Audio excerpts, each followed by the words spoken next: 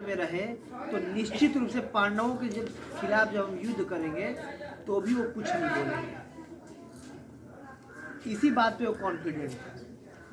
क्यों कुछ नहीं बोले थे वो भीष्म पितामह? इसके पीछे बहुत गहरी राज है।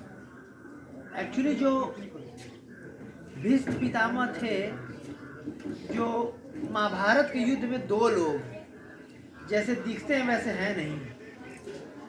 पहला जो मामा जी थे, कौन थे? शकुनी जी। शकुनी जी एक्चुअली कौरवों की तरफ से कभी थे ही नहीं, वो पांडवों की तरफ से थे।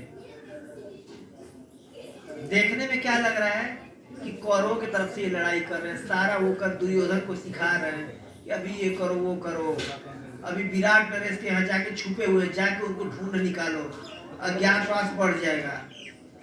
उस दुष्ट को मालूम था कि 13 साल पूरे हो चुके हैं कैलकुलेशन के अनुसार। तो देखने में जो शकुनी मामा है किसके तरफ से लड़ रहे थे या कर रहे थे काम? कौरवों की तरफ से। लेकिन एक्चुअल में जो गंधार देश के का राजकुमार था ये शकुनी, और पैर से लंगड़े नहीं थे, ठीक थे, बिल्कुल ठीक पैदा हुए थे। लेकिन गंधार देश के जो ये लोग थे यहाँ के राजा, वो कर नहीं चुकाया करते थे और पूरी पृथ्वी पे राज था हस्तिनापुर का। तो उनको उन्होंने कैद कर लिया था और जेल में काफी सालों तक बंद करके रखा हुआ था इनके पूर्वजों को, शकुनी जी के पूर्वजों को, क्योंकि इनसे वो बैर रखते थे। मेन जो राजा थे इनसे बैर रखते थे, इनको कर नहीं देते थे। तो क्योंकि वो बहुत दुखी होकर के मरे थे, तो इसलिए जो उनकी जो शकुनी मामा के पास जो पासे थे, ऐसे बोलते थे 6 भांजे 6 बोलते थे ना ऐसे करके।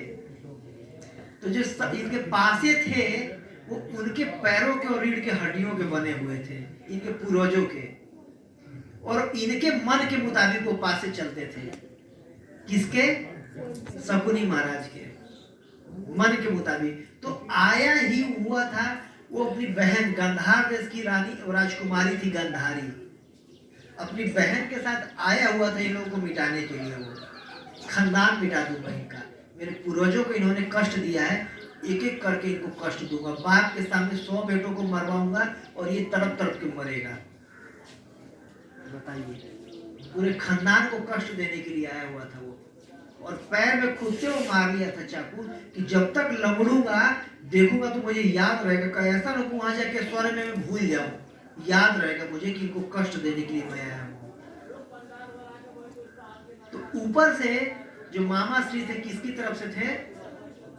कौरवों की तरफ से। लेकिन अंदर से वो चाहते थे कि ये तो सारे मारे जाए, सबको मिटाने के लिए आए हुए थे। और दूसरे भीष्म पितामह,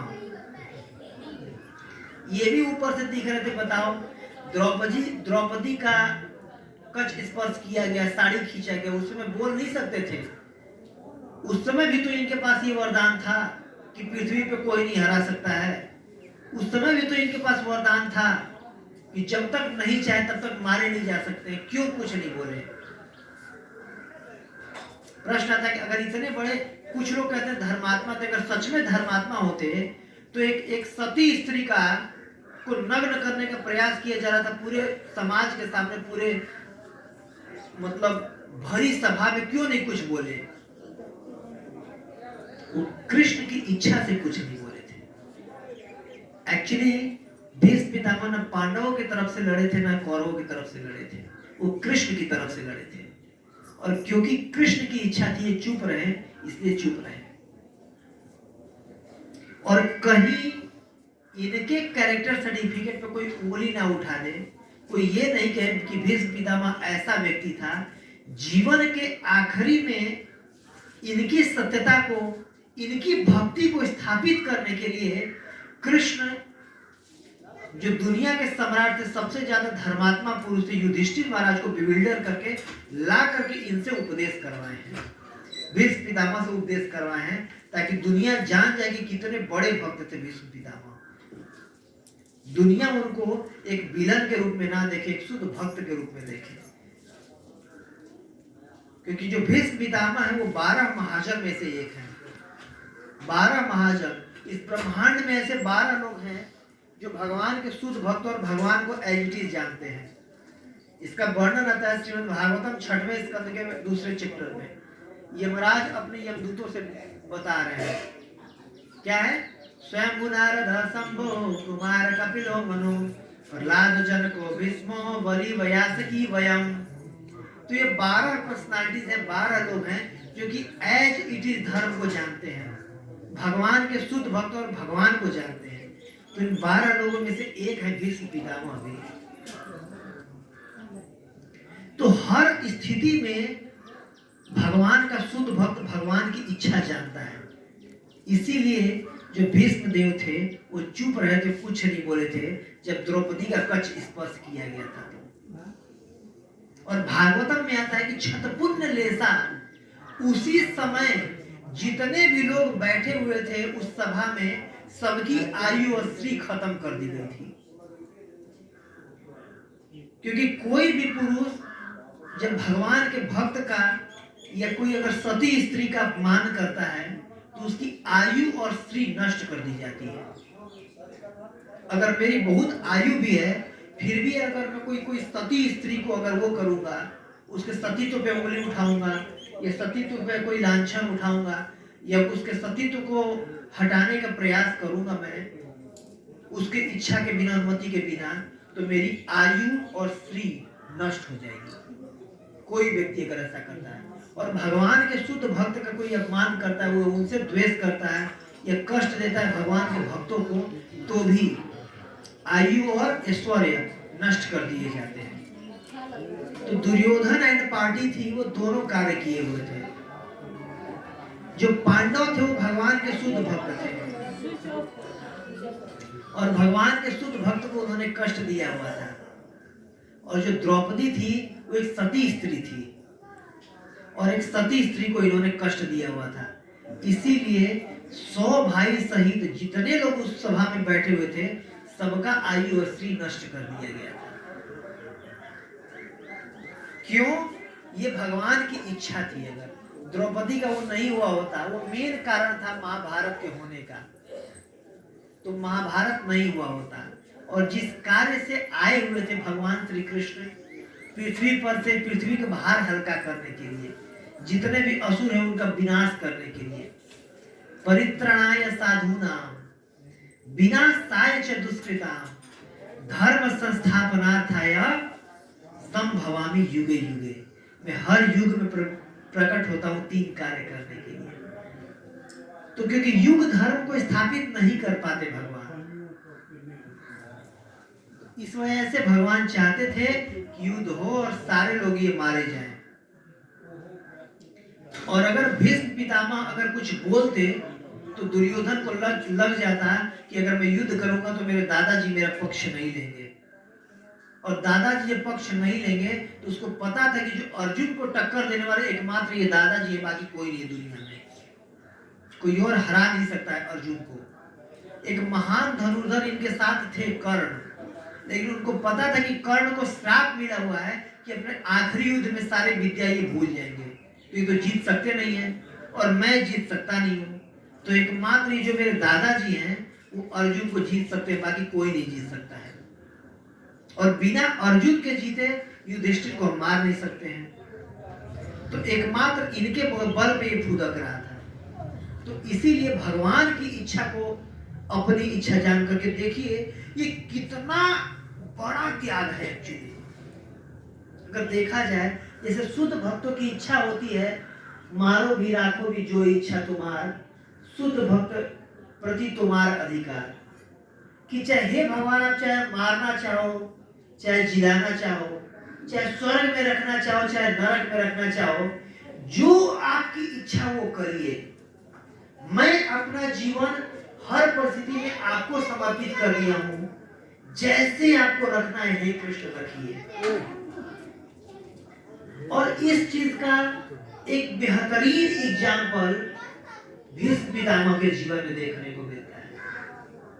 देखिए भगवान के एक शुद्ध भक्त वहां पर जब द्रौपदी का कच्छ स्पर्श हो रहा तो कुछ नहीं बोले थे।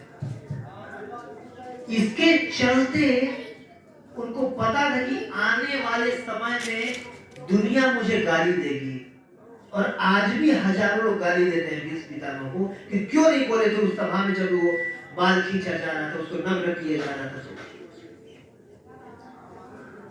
दुनिया में हजारों लाखों लोग मुझे लाखों वर्ष तक गाली देंगे, लेकिन फिर भी क्योंकि कृष्ण की इच्छा है मैं कुछ नहीं बोलूं तो शांत रह गए। कृष्ण की इच्छा समझ करके अपनी बेइज्जती को स्वीकार कर लिए वो कि कृष्ण की इच्छा है कि कोई दिक्कत नहीं, मेरी बेइज्जती होने दिया जाए। ये तो एक थप्पड़ अगर दुशासन को मारते ना तो पता नहीं कहां गया होता वो,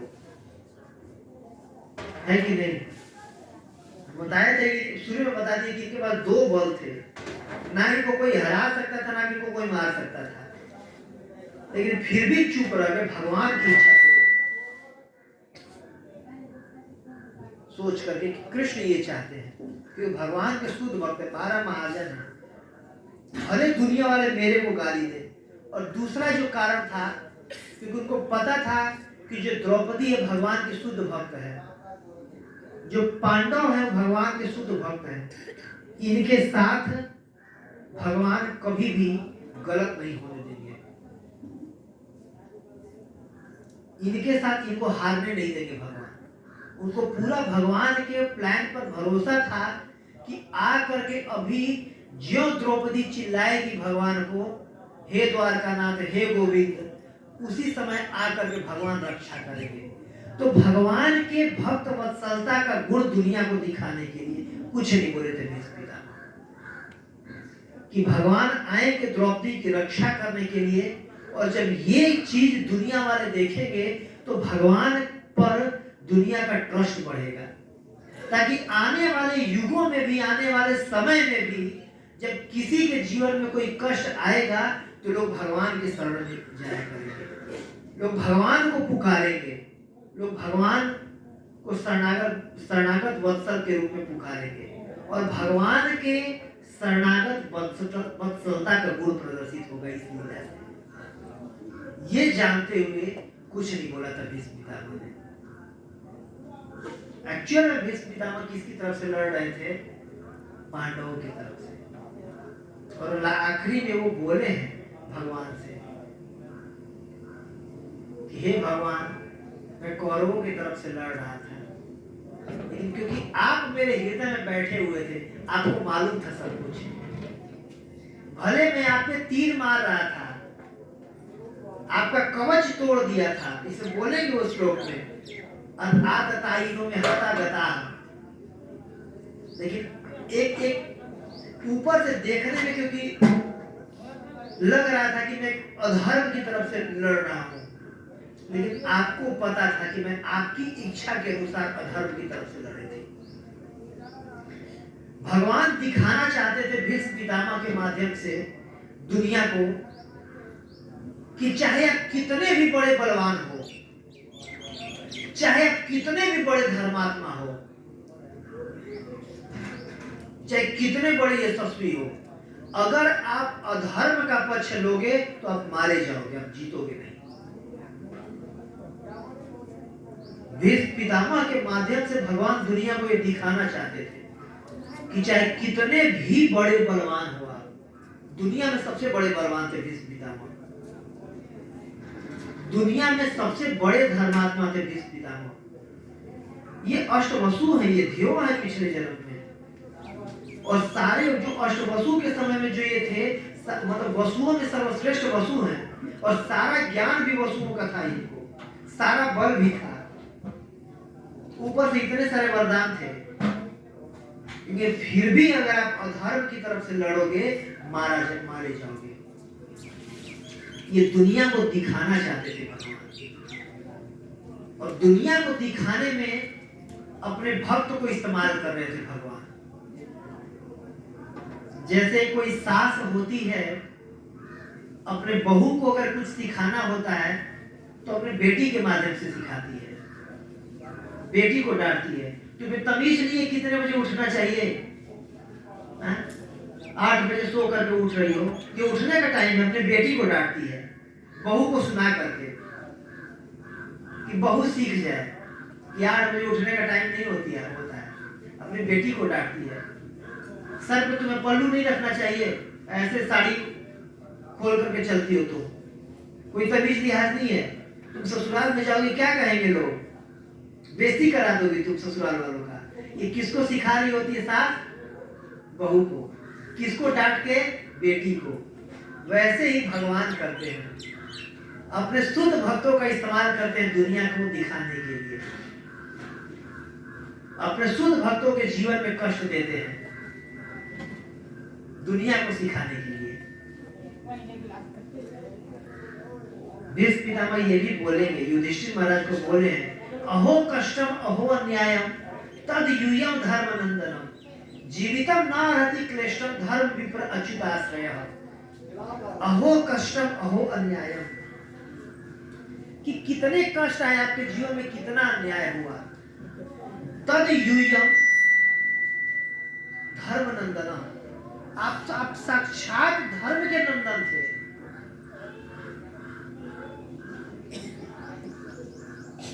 आप साक्षात धर्म के नंदन थे। कि देखिए, जब कुंती महारानी वन में रह रही थी अपने पति देव के साथ, उनके पति देव को श्राप मिल गया था कि जो भी किसी आप स्त्री के साथ सहवास करेंगे आपकी मृत्यु हो जाएगी। तो अब राज्य नहीं कर रहे थे, पांडु महाराज जंगल में रह रहे थे और उनको पता था कि मेरा पुत्र कोई हो नहीं सकता, सहवास करते ही मर जाएंगे तो फिर पुत्र कैसे हो सकता है। तो एक बार कुंती महारानी ने उनको बताया कि हे पति देव, मुझे बचपन में दुर्वासा ऋषि ने आशीर्वाद दिया था। एक बार की बात है, कुंती महारानी जब छोटी बच्ची थी, 5 साल की आयु की थी, तो दुर्वासा मुनि कुंती भोज जी के पास आए हुए थे और वो बच्ची जब छोटी बच्ची थी, सब लोग दुर्वासा मुनि से डरते थे कि बात बात पे श्राप दे देते हैं, बिना बात के श्राप दे देते हैं, तो सब लोग डर के मारे कोई जा नहीं रहा था उनके पास। तो ये जो कुंती महारानी छोटी बच्ची थी, यही जाके उनको भोजन कराई थी, उनका चरण दबाई थी, तो बहुत खुश हुए और खुश होके जब बच्ची की तरफ देखे तो माथे में जो लकीरें होती हैं वो देख करके समझ गए कि इस बच्ची का तो बहुत कम आयु में इसके पति का मृत्यु हो जाएगा।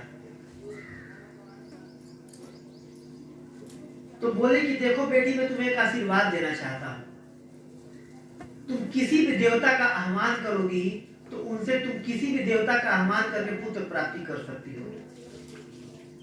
खुद से उनको आशीर्वाद उन्होंने दे दिया था। तो भी छोटी बच्ची थी, ठीक है जी पंडित जी, हरे कृष्णा। अब 5 साल के बच्ची को क्या पता कि कोई देवता को कैसे पुत्र उत्पत्ति किया जाए, और ऐसा होता है, ये क्या पुत्र होता है, कैसे उत्पत्ति होता है, कुछ नहीं ज्ञान था। तो अब वो देख लिए थे, क्योंकि आगे चल के इसी के जो पुत्र होंगे, इसी से पूरे पृथ्वी का वंश चलना है, और अगर इसी को पुत्र नहीं होगा तो पूरी पृथ्वी का वंश रुक जाएगा। और ये लोग सूर्य वंश से हैं, बहुत उच्च वंश से हैं, तो इनका वंश चलना बहुत जरूरी है। तो भविष्य को देख करके वर्तमान में उन्होंने आशीर्वाद दे दिया था। तो वही अपने पति से बताई कि हे पति देव, मुझे एक साधु ने, दुर्वासा ऋषि ने आशीर्वाद दिया हुआ था। तो बोले ठीक है। कुछ सालों बाद बोले कि देखो एक काम करो, तुम्हें तो आशीर्वाद मिला हुआ है, तो तुम देवताओं को बुला करके संतान उत्पत्ति करो। तो बोली कि नहीं, मैं ऐसा नहीं करूंगी, मैं एक सती स्त्री हूं और आपके अलावा किसी का मैं चिंतन कभी नहीं की हूं, तो मैं ऐसा नहीं करूंगी। तो बोली नहीं नहीं, ये मेरा आदेश है और मेरे आदेश के अनुसार तुम करो, तो ये कोई गलत नहीं होगा, क्योंकि हमें संतान चाहिए ही, क्योंकि देश का राजा का कर्तव्य होता है कि वो देश को अगला राजा दे, राजा के कर्तव्य में आता है। और जब राजा कोई गद्दी पर बैठता है तो उस समय वो प्रतिज्ञा लेता है कि मैं देश को एक योग्य राजा दूंगा अपने मृत्यु से पहले। तो देखो ये मेरा कर्तव्य है और मेरे शरीर से तो कोई पुत्र हो नहीं सकता है, तो तुम देवताओं को बुलाओ और उनसे संतानोत्पत्ति करो। तो बहुत रिक्वेस्ट करने के बाद एक बार वो बहुत बोलने लगी, देखो मेरा आदेश है ये, तुम्हें करना पड़ेगा। तो बोले नहीं, ये अधर्म होगा, मैं नहीं करूंगी। तो पांडु महाराज बोले थे कि एक काम करो, आप धर्म के जो देवता हैं धर्मराज, उनको बुलाओ, और अगर ये कार्य गलत होगा, एक सती स्त्री के सतीत्व के खिलाफ होगा, तो धर्मराज नहीं आएंगे। धर्मराज कोई भी ऐसा कार्य नहीं करते हैं जो अधर्म का पक्ष में हो, या अधर्म का कार्य धर्मराज नहीं करते। तो आप धर्मराज को बुलाइए, और अगर गलत होगा तो आएंगे, नहीं तो आगे एक्सपेरिमेंट नहीं करेंगे। तो फिर जो कुंती देवी तैयार हो जाती है कि ठीक है पति देव। तो धर्मराज को आह्वान करती है, मंत्र पढ़ती है, और मंत्र पढ़ते ही धर्मराज प्रकट हो जाते हैं। तो धर्मराज से उनको एक पुत्र की प्राप्ति होती है। वो कौन थे? युधिष्ठिर महाराज।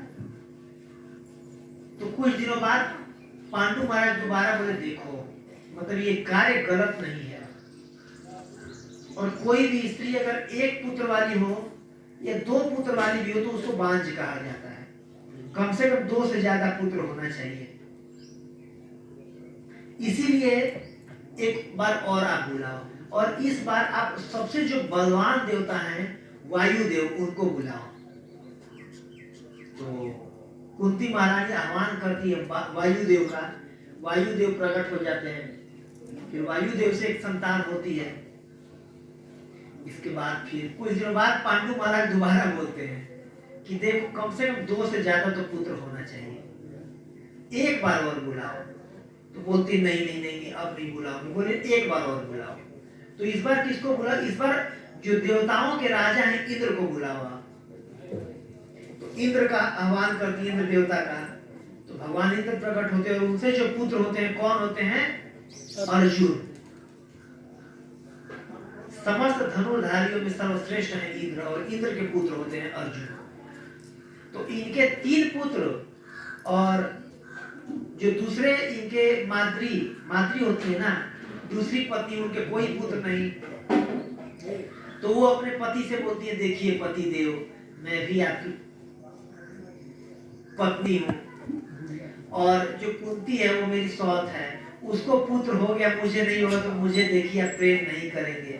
बोले नहीं नहीं, मेरे प्रेम में कोई कमी नहीं आएगा, मैं प्रेम करूंगा। नहीं नहीं, आप भले करेंगे, दुनिया वाले नहीं करेंगे, कहेंगे कि बांझ रह गई। तो उससे बोलिए मुझे भी एक पुत्र दिलवा दे। तो वो बोले एक काम कीजिए कि आप उनको भी पुत्र की प्राप्ति करवाइए। तो बोले ठीक है। तो उनको भी उन्होंने मंत्र दिया। तो उन्होंने सोचा, माद्री जी ने जो मद्रास देश की राजकुमारी थी, कि एक बार दे रही है, पता नहीं दोबारा मंत्र दे या न दे, इसीलिए इकट्ठे अश्विनी कुमार को बुलाई हो कि 2 आएंगे तो कम से कम 2 पुत्र तो होंगे ना। तो इस बार उन्होंने अश्विनी कुमार का आह्वान किया, तो दोनों आए, तो 2 पुत्र कौन? नकुल और सहदेव उत्पन्न हुए। तो इस प्रकार 5 पुत्र थे उनके। तो 5 पुत्र हुए, और कुछ दिनों बाद ही उसके माद्री को देख करके उनके मन में विकार उत्पन्न हुआ, जिससे चलते उनके शरीर त्याग दिए। जब शरीर त्याग दिए, मर गए वो, तो माद्री बोली कि क्योंकि मेरे चलते उनके मन में विकार आया है, तो मैं इनके साथ सती हो जाऊंगी। और हे बहन कुंती, आपके मन में अपना पराया का कोई विचार नहीं है। देखिए मेरे मन में अपना पराया का विचार आ गया था, तब जाके मैं उनको बुलाई थी 2 अश्विनी कुमारों का। आपके मन में ऐसा नहीं है, तो आप रहिए पुत्रों का पालन करने के लिए। छोटे बच्चे हैं, दोनों सती नहीं हो सकते हैं, तो मैं सती हो जाती और आप पालन कीजिएगा। तो माद्री सती हो गई थी और कुंती महारानी पालन की थी। तो जब अब अकेले थी स्त्री, छोटे बच्चे थे, जंगल में अकेले रह नहीं सकती थी, तो सोची कि मैं अपने राज्य लौट जाती हूँ। तो जब राज्य लौट करके वापस गई 5 पुत्रों को लेकर के, तो सारे लोग धृतराष्ट्र एंड पार्टी लगे गाली देने। बिल्कुल अरे अरे अरे, देखो इस कुंती को, 1 नंबर की चरित्रहीन औरत है ये, कितना निर्लज्ज है देखो कि 5-5 बेटा पैदा करा करके पता नहीं कहां से और आई है यहाँ पर। ये तो वेश्या है और इसको वेश्या करार दे करके पूरे देश से निकाल देना चाहिए। लगे प्लानिंग करे, लगे गाली देने कुंती महारानी को। कुंती महारानी बोली नहीं नहीं नहीं, ये सारे देवताओं के पुत्र है और मैं अपने पति की आज्ञा से कौन सुनने जाए, कोई सुनने को रेडी ही नहीं। सब लोग बिल्कुल गाली देने लगे, भगाओ भगाओ, ये वेश्या आ गई हमारे राज्य में, कलंक है, ये हमें दूषित कर देगी, पूरे राजकुल को भगाओ भगाओ। और कुछ तो कह रहे थे कि इसको भगाना नहीं, इसको तो मार देना चाहिए। 5 बच्चों को, जो कि ये तो वर्ण संकर है, पता नहीं किस जात के हैं, तो इनको जिंदा गाड़ देना चाहिए, इसको मार देना चाहिए। लोग ये सलाह, दुर्योधन पार्टी मिल करके ये कंक्लूजन निकाले। तो वहां पर आकाशवाणी हुई थी कि नहीं नहीं, ये पुत्र पांडु महाराज के पुत्र हैं और ये देवताओं के द्वारा प्रदत्त हैं, इसको स्वीकार किया जाए। तो फिर भीष्म पितामह, सबको पता था, तो भीष्म पितामह ने इनका कुंती महारानी का पक्ष लिया था कि मैं तुम्हारे पुत्रों का पालन करूंगा और मैं तुम्हें कुछ नहीं होने दूंगा। जिसके चलते कुछ नहीं बोल रहे थे, ये भीष्म पितामह के डर के मारे कुछ नहीं बोल रहे थे। तो बचपन से जो पांडवों का लालन पालन किसने किया था? पितामह भीष्म ने किया था। और उनके डर के मारे रहने दे रहे थे, ये लोग पता नहीं क्या क्या कर दिए होते। तो इस प्रकार पूरा करोड़ों लोगों का वहां पर भीड़ इकट्ठा हो गया कुरुक्षेत्र के मैदान में। और भीष्म पितामह बाणों की सैया पर लेटे हुए थे। वहां पर युधिष्ठिर महाराज सबके साथ में आए, और जब आए तो उनको देख करके युधिष्ठिर महाराज को ऐसे राजसी ठाट बाट में बहुत प्रसन्न हुए भीष्म पितामह। क्योंकि भीष्म पितामह का एक प्रतिज्ञा था कि जब तक हमारा राज्य किसी कुशल व्यक्ति के हाथ में ना चला जाए, मैं शरीर नहीं त्यागूंगा। अपने पिताजी को इन्होंने वो दिया था, वचन दिया था। जब ये बोले थे मैं राजा की गद्दी पर नहीं बैठूंगा, लेकिन राजा का रक्षा करूंगा, और तब तक नहीं शरीर त्यागूंगा जब तक कोई योग्य राजा यहाँ पर ना गद्दी पर बैठा। तो जब देखेंगे कि योग्य राजा गद्दी पर बैठ गया है, तो बहुत सुकून से उन्होंने राहत का सांस लिया। अब मेरे 425 साल का तपस्या पूर्ण हुआ। और वो युधिष्ठिर महाराज को बोले कि अहो कष्टम अहो अन्यायम, कि कितना कष्ट आया आपके जीवन में, कितना अन्याय आया। तद यूयम धर्म नंदना, आप लोग धर्म के नंदन थे, साक्षात धर्म के पुत्र थे, फिर भी आपके जीवन में कितना कष्ट आया। तद यूयम धर्म जीवितम न अर्हति क्लेशम, आपको तो जीवित नहीं बचना चाहिए था, लेकिन फिर भी आप जीवित हैं। क्यों? धर्म विप्र अच्युत आश्रय, आपने अपने जीवन में 3 लोगों का आश्रय लिया हुआ था, धर्म का, विप्र का और अच्युत का। धर्म का सहारा लिया हुआ था, आप अधर्म के रास्ते पर कभी नहीं चले। विप्र ब्राह्मणों के संरक्षण में आप रहते थे, और अच्युत भगवान के शरण में आप रहते थे हमेशा। और हमारे जीवन में भी अगर हम इन 3 लोगों के शरण में रहेंगे, धर्म का पालन करेंगे, कहते धर्मो रक्षति रक्षता, धर्म का रक्षा करेंगे तो धर्म हमारा रक्षा करेगा। ठीक है ध्रुव महाराज, इसीलिए जीवन में हम हर परिस्थिति में हमें धर्म का पालन करना चाहिए। धर्म विप्र ब्राह्मणों या वैष्णव के संरक्षण में रहना चाहिए, अपने गुरु के आदेश के अंडर में काम करना चाहिए, वैष्णव के अंडर में रहना चाहिए। और अच्युत हमेशा भगवान के अंडर में रहना चाहिए, भगवान से प्रार्थना करते रहना चाहिए। अगर ये 3 लोगों की शरण में रहेंगे तो जीवन में कोई भी हमारा बाल बाका नहीं कर सकता। देखिए कितना कितना नहीं कष्ट आए। असत सभायाम, असत लोगों का सभा हो रहा था, वो भगवान ने बचा लिया पांडवों को, द्रौपदी महारानी को बचाया ना, साड़ी के रूप में अवतार ले लिया भगवान ने,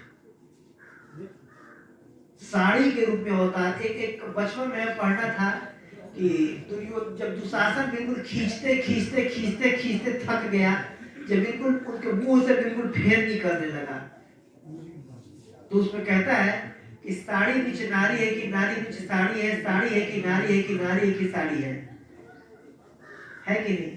कि क्या समझ में मुझे नहीं आ रहा कि ये खींचते जा रहा हूँ, कई घंटे खींच लिया मैं, और साड़ी साड़ी साड़ी, ये क्या है? साड़ी है कि नारी है, कि नारी है कि साड़ी है, कि साड़ी है कि साड़ी है, कि नारी है कि नारी है? मतलब क्या है, कंफ्यूजन में हो गया कि क्या है, मतलब कोई औरत इतनी साड़ी, ये पता नहीं पूरा अंबार लग गया है बिल्कुल साड़ी का,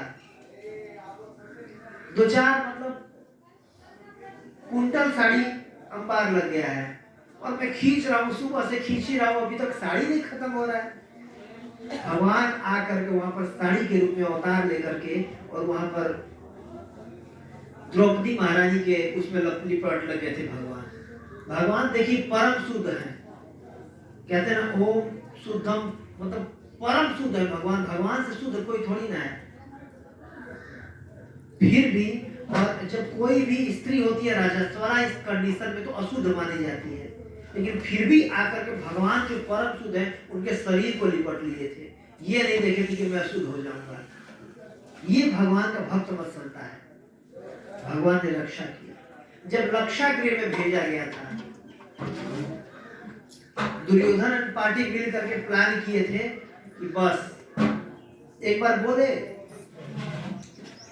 कि हे पांडव लोग, यहाँ पर 100 बच्चे ऑलरेडी हैं और आप लोग भी 5 भीड़ ज्यादा हो गई है, कुछ दिनों के लिए जाओ जंगल में रहो और पिकनिक मना करके आओ। आपके लिए बहुत अच्छा एक रक्षा ग्रह तैयार किए हैं, बहुत अच्छा एक महल बना है जंगल में, आराम से जाओ रहो, कुछ दिन बिता करके आओ, आपको भी थोड़ा दिन वैकेशन हो जाएगा। कुंती महारानी या फिर इनके जो पांडव लोग बोले ठीक है पिताजी, जैसी आपकी इच्छा। और क्या प्लान बना हुआ था? फूक दिया जाएगा, आग लगा दिया जाएगा, और 2-4 लोगों को इन्होंने लगा रखा था अपने गार्ड में कि ज्यों सारे लोग सोए त्यों इनको आग लगा देना। तो जाते समय जब ये लोग जा रहे थे जंगल में, तो विदुर जी एक लाइन बोले थे कि मैं जब सुना हूं कि जंगल में आग लगती है तो चूहे नहीं मरते हैं, ये लाइन बोले थे वो।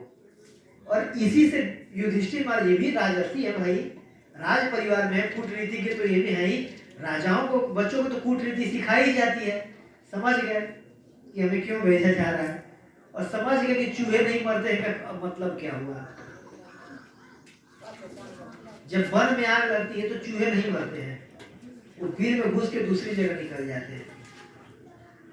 तो जब ये गए तो लक्षा गृह में रह रहे थे, तो एक लोग हमेशा जगे रहते थे, सारे सोते थे, एक जगह जगे रहते थे, और वो गार्ड करते थे कि भाई कोई आके आग न लगा दे।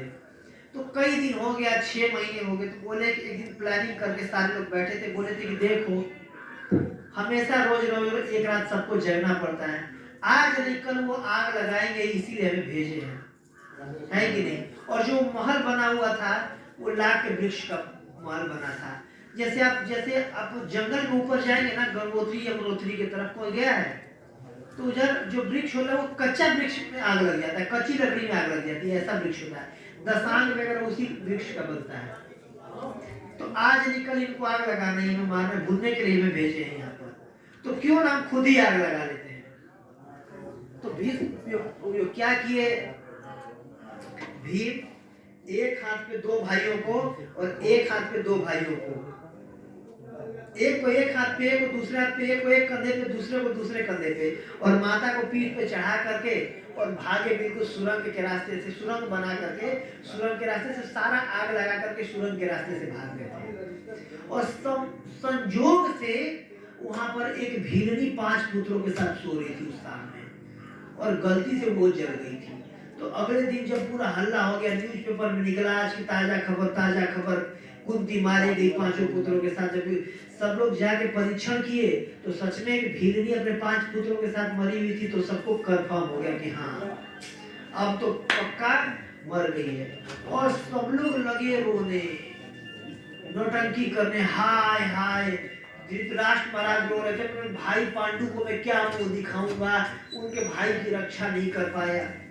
दुर्योधन और पार्टी सारे रो रहे थे, हाय हाय हमारे 5 भाई मारे गए, क्या मुंह दिखाएंगे, हाय हाय, सब नौटंकी किया जा रहा था। शकुनिया तक रो रहा था, हाय हाय हाय हमारे 5 भतीजे मारे गए, हमारी बहन मारी गई, वो भी रो रहा था, सब नौटंकी कर रहे थे।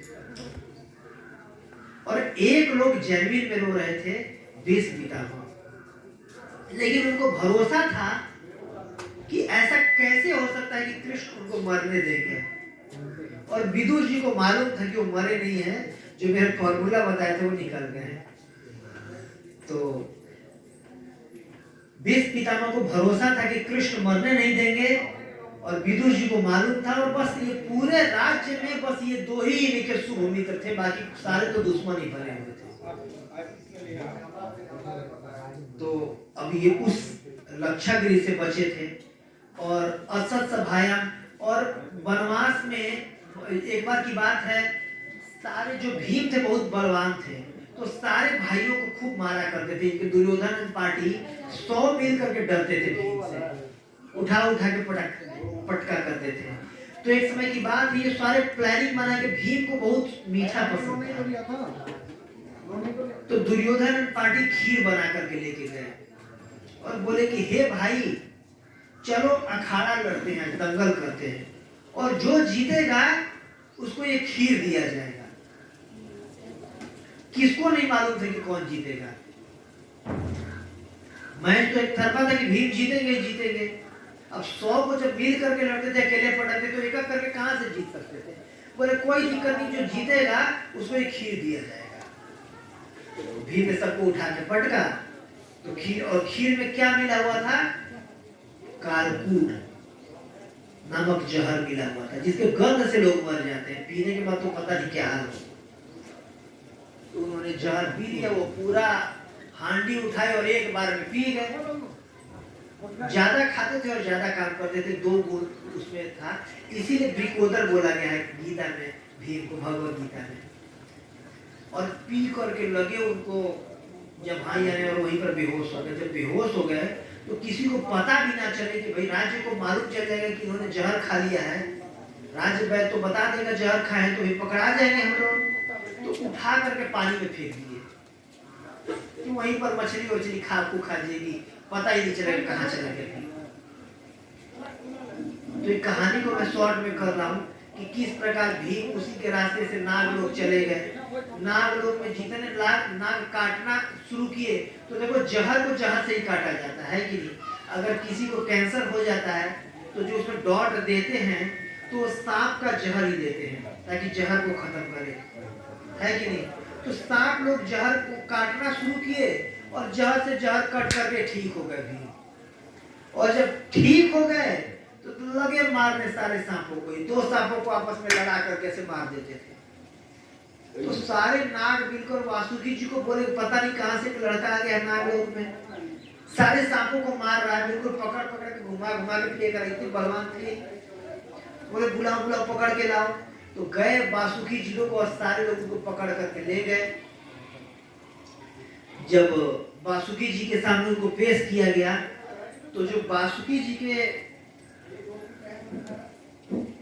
ससुर जी थे वो बोले अरे बताए कि कौन हो तुम। तो ये बताया कि मैं कुंती का पुत्र हूँ, पांडु का पुत्र हूँ, मैं वहां का राजकुमार हूँ। तो याद आ गया, अच्छा जिनकी नानी थी वो मेरी बेटी थी, तो ये तो अपना नाती है, नाती बोलेंगे ना, अरे अरे अपना नाती आया, इसको वो करो, बिल्कुल राशि ठाट पाठ से। तो नागलोक में अमृत पाया जाता है। नागलोक में भी कहते हैं परिणाम निवासे अमृत पाया जाता है।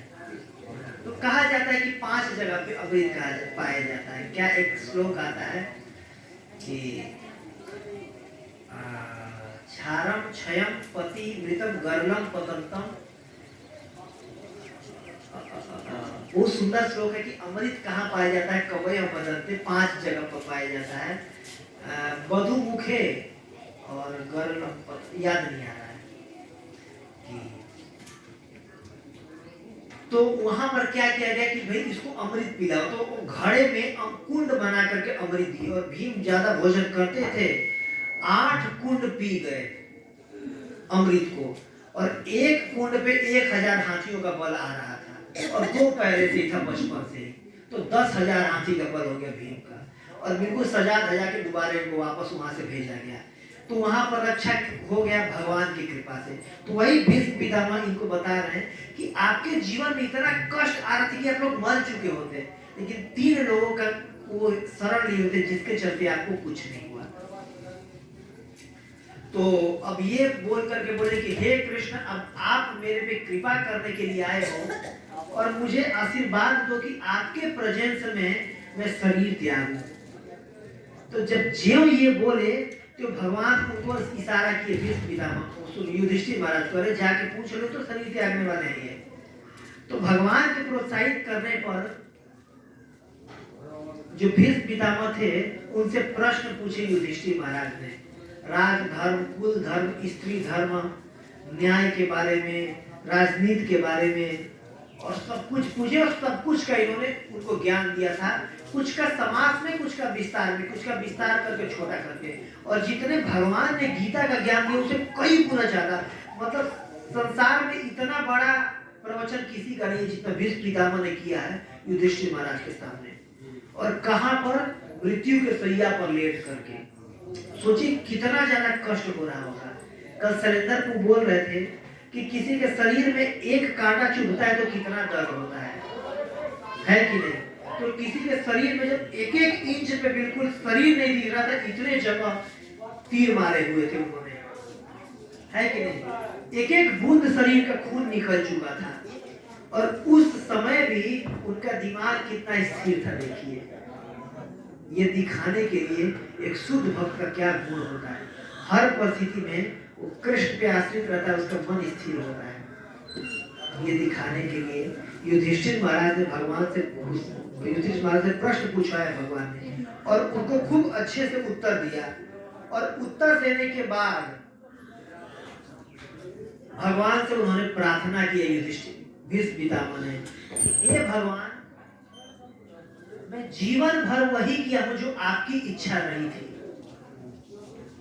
भले लोग मुझे गाली दे, भले लोग मुझे कुछ भी कहे, मैं जीवन भर क्या किया हूं, आपकी इच्छा को समझ करके कार्य किया हूं, और कुछ भी जीवन में आपसे मांगा नहीं हूं। मैं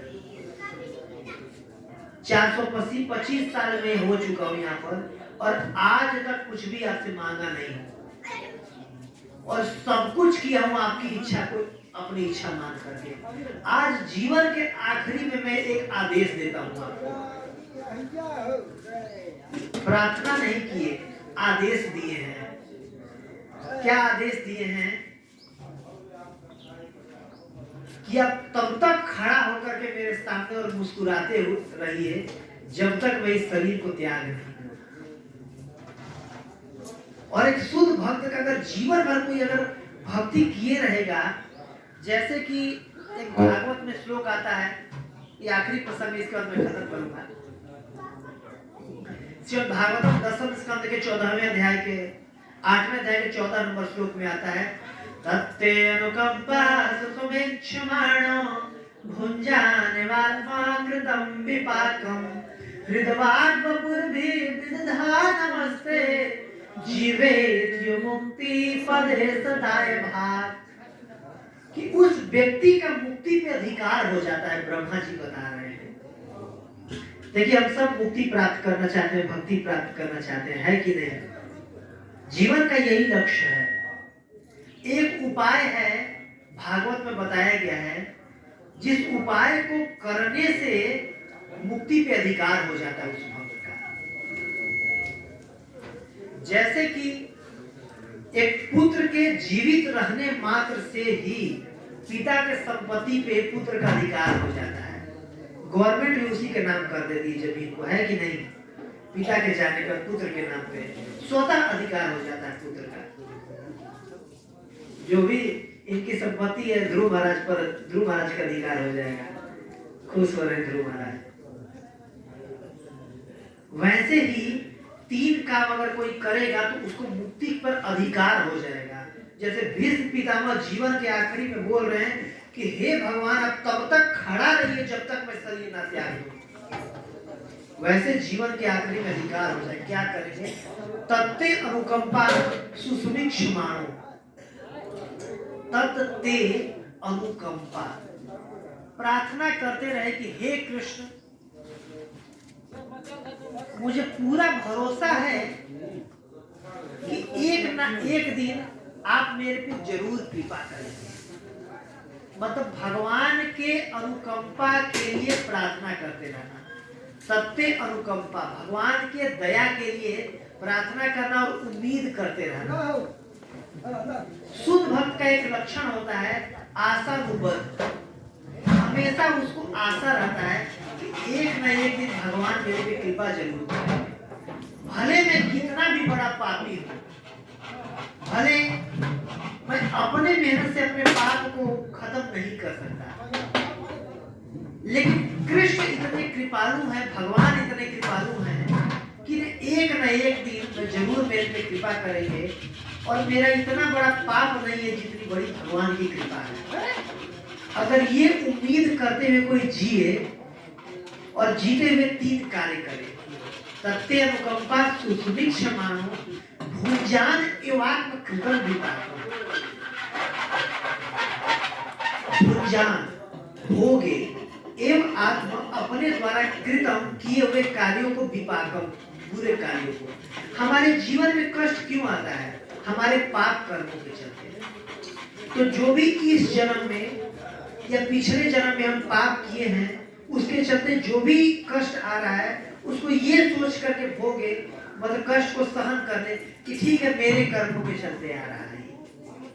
भुंजान, उसको भुंजान भोगे, भुंजान एवं आत्मकृतम विपाकम, और करते हुए हृदयवाय व पूर्वी विदधा नमस्ते, हृदय से, हृदय वाक वाणी से और वपु शरीर से, विदधा नमस्ते, भगवान को नमस्कार करते रहे। अपने द्वारा किए हुए कर्मों को भूलते रहे, भगवान पे उम्मीद रखते हुए और नमस्कार करते हुए। अगर ऐसा अगर कोई करेगा तो जीवेत जो मुक्ति पदे सदाय भाग। ये ब्रह्मा जी बोल रहे हैं, मैं नहीं बोल रहा हूँ। भागवत में आप लोग पढ़ सकते हैं, 10वें स्कंद के 8वें अध्याय के 14 नंबर श्लोक है ये। मुक्ति पदे सदाय भाग, उस व्यक्ति का, उस भक्त का अधिकार हो जाता है मुक्ति के पद पे।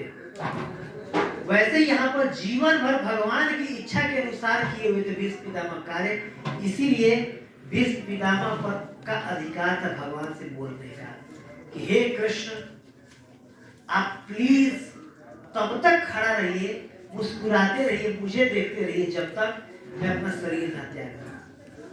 और आचार्य गण कहते हैं कि एक और कारण था इसका कि भीष्म पितामह दैन्यता बस कह रहे थे कि हे भगवान देखिए, इस शरीर को त्यागने के बाद पता नहीं मेरा कहाँ जन्म मैं लूंगा अपने कर्मों के अनुसार, है कि नहीं?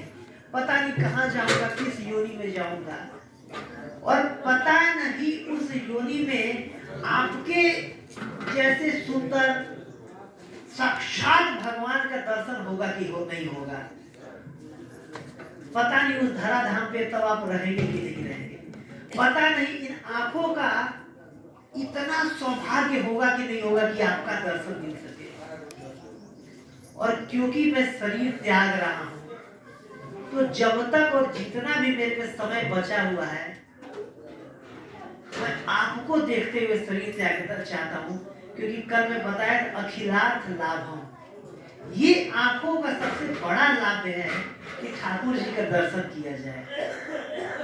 और वही भीष्म पितामह सोच रहे हैं, ये सोच के बोले थे कि पता नहीं कहाँ मेरे को अगला शरीर मिलेगा, कहाँ जीवन मिलेगा, पता नहीं आपका दोबारा दर्शन होगा कि नहीं होगा।